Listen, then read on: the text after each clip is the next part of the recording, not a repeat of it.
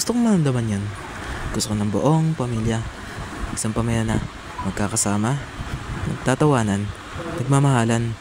Isang pamilya na hindi buo sa guhit lamang. Isang pamilya na totoong totoo. Isang araw, sana matupad ang pangarap kong ito. Isang araw, sana umuwi sa si Tito Miguel at muling mabuo ang aming pamilya.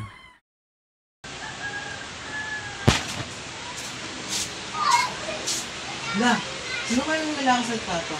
Sabi mama, yun ko daw siya. Ba't di ko siya nakikita? Sige. Siguro busy lang siya. Ma, saan si Tito Miguel? Hindi ko siya nakikita. Nico, matulog ka na. Gabi na.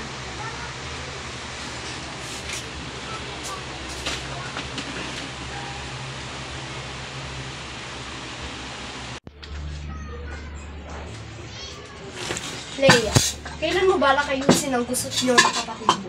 Kung hindi dahil sa'yo, hindi tayo magkakahiwalay ng ganito.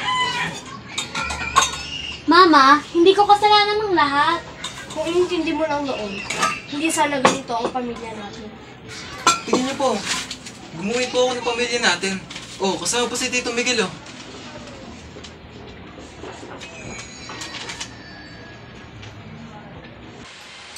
Saan ka pupunta, Leia? Babalikan ko ang asawa ko. Nangako siya sa akin na aalagaan niya ako at ang magiging anak ko. Pagtapos kanyang iwan, babalikan mo lang lalaking yon. Nakulokohin ka lang ulit nun, Leia! Wala kang magagawa. Hindi mo magagawa ang desisyon ko. Sa ayaw at gusto mo, babalikan ko siya. Manloloko yun, Leia. Kamusta? Tito Miguel, totoo ka pala? Anong ginagawa mo dito? Tumawag sa akin si Leia. Sinabi niya sa akin yung tungkol kay mama. Hindi ko kailangan ng tulong mo. Hindi tungkol sa'yo to, Leia. Tungkol to kay mama.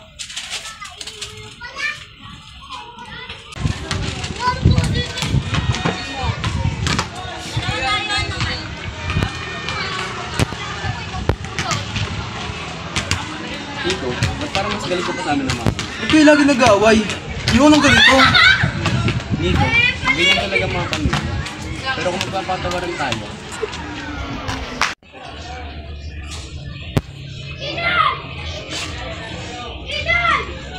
Miguel, pasensya na sa lahat ha.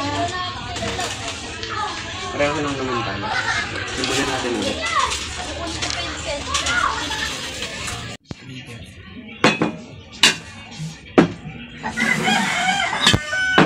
Vice.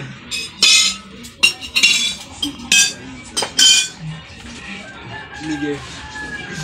Buti at nahanap niyo ulit ang isa't isa.